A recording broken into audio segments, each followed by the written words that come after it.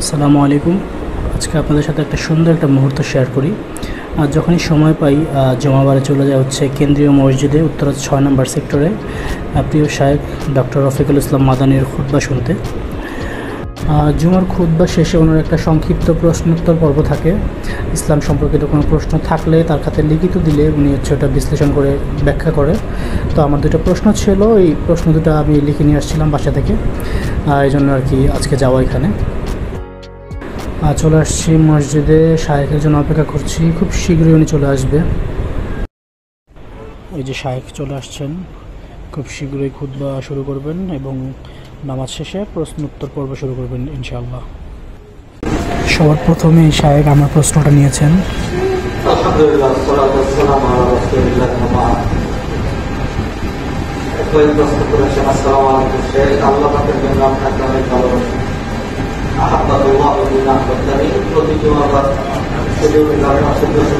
কিন্তু যতক্ষণ রক্তবে বন্ধ থাকি ততক্ষণই মন নরম থাকে।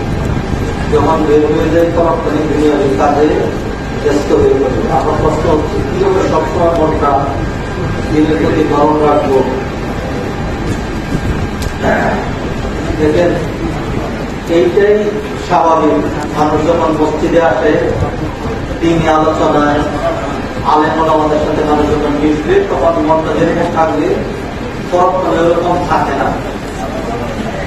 নবীজি সাল্লাল্লাহু আলাইহি ওয়াসাল্লামের কাছে সাহাবায়ে কেরাম তারা এই কথাই অভিযোগ করেছিলেন, আপনার কাছে থাকলে আমাদের মনে একরকম হয়, বাইরে চলে গেলে আরেকরকম হয়ে যায়, মতে আমার মুনাফিক হয়ে গেছে। নবীজি বলছেন, যদি একই রকম মন থাকতো তাইলে আকাশের ফেরেশতারা দুনিয়াতে নেমে এসে তোমাদের কাছে হাতে হাত দিয়ে মুসাফা করত। এটা নিয়ম না, মনের পরিবর্তন হবে। সহজ উদাহরণ, ধরেন এসির ভিতরে আছে, শরীরটা গরম থাকবে না ঠান্ডা থাকবে? ঠান্ডা। এর বাইরে যখন গরমের মধ্যে যাবো তখন শরীর কি এরকম ঠান্ডা থাকবে? কি হবে? গরম লাগবে। অতএব যেখানে দিনী মজলিস থাকে, দিনী আলোচনা হয়, এটাকে ফেরেশতারা বেষ্টনী দেয়। হ্যাঁ, আর ফেরেশতারা যখন বেষ্টনী দেয় তখন সরকারি সহ্য করে।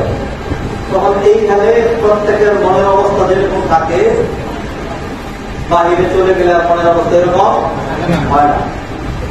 এরপরেও কোরআন পড়তে হবে, তারপরে 5 ওয়াক্ত সালাত পড়তে হবে, মসজিদে যেতে হবে। এইগুলো করতে করতে ধীরে ধীরে ধীরে ধীরে মনের মধ্যে একটা উন্নতি আসবে। আর আল্লাহ সুবহানাহু ওয়া তাআলা মানুষকে শুধু একই রকম থাকার জন্য তৈরি করেন না। এটা মানুষের মনটাকে এরকম করে তৈরি করা হয়েছে, এটা আমাদের পরিবর্তন হবেই। কিভাবে মনটা সবসময় ভালো থাকে? বেশি বেশি দোয়া করবেন মনের জন্য। আল্লাহ মোকাবিলা করুন, সাবমিট করবি আলা দিন, এই দোয়া করবেন। আরেকটা প্রশ্ন হচ্ছে, আমাদের প্রিয় নবী প্রতিদিন যে 70 বারের বেশি ইস্তেগফার করতেন, সে ইস্তেগফারটি কিরূপ, বা কোন ইস্তেগফারটা এত বেশি, কোন ইস্তেগফারটা এত বেশি পাঠ করতেন? ইস্তেগফার মানে ক্ষমা চাওয়া। আস্তাগফিরুল্লাহ, আল্লাহর কাছে ক্ষমা চাই।